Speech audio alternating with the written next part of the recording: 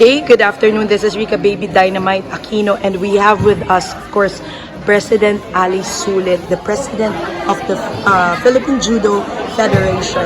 Thank you so much, Sir Ali, for this opportunity to interview. How are you? I'm good. Thank you for this, Miss Baby Dynamite.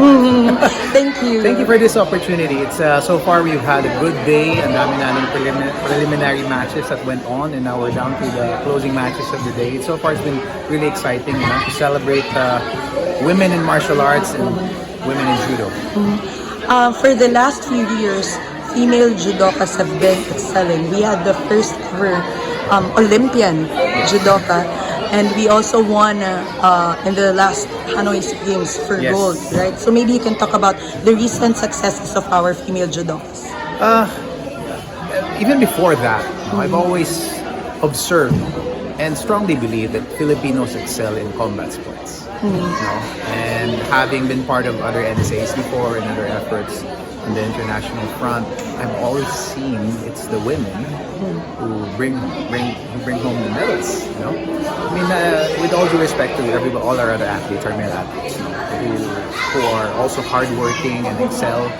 But if you're gonna look at the numbers and statistics, it's our women who excel at this point. So if you bring that to now, this Women's Martial Arts Festival is a celebration of that. Okay, and it's also one way to inspire more women, girls, okay, to look at their heroes and think to themselves, I can be that someday. That's very beautiful. Exactly, and so it's a wonderful thing, and we're very thankful to the Philippine Sports Commission for this project, and we're thankful that we became part of this. I know there isn't such a thing as this sport is for males or for females, but what makes judo, or maybe you can talk about how judo is good for girls, especially young girls who are starting out as athletes? Oh, I've always believed that judo is good for everybody. Okay, it develops a very deep fighting spirit. And I don't want to go deep into the cultural or historical background of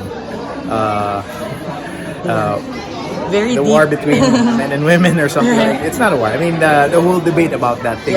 But I guess there's much to learn if you look at the context of our culture, and when you have a lot to fight for equality, for all those things, And judo is a sport where you can see that the struggle, and the training, and the competition, everybody's equal. Okay, the challenges are there, okay? And the opportunities to excel and to be recognized is there.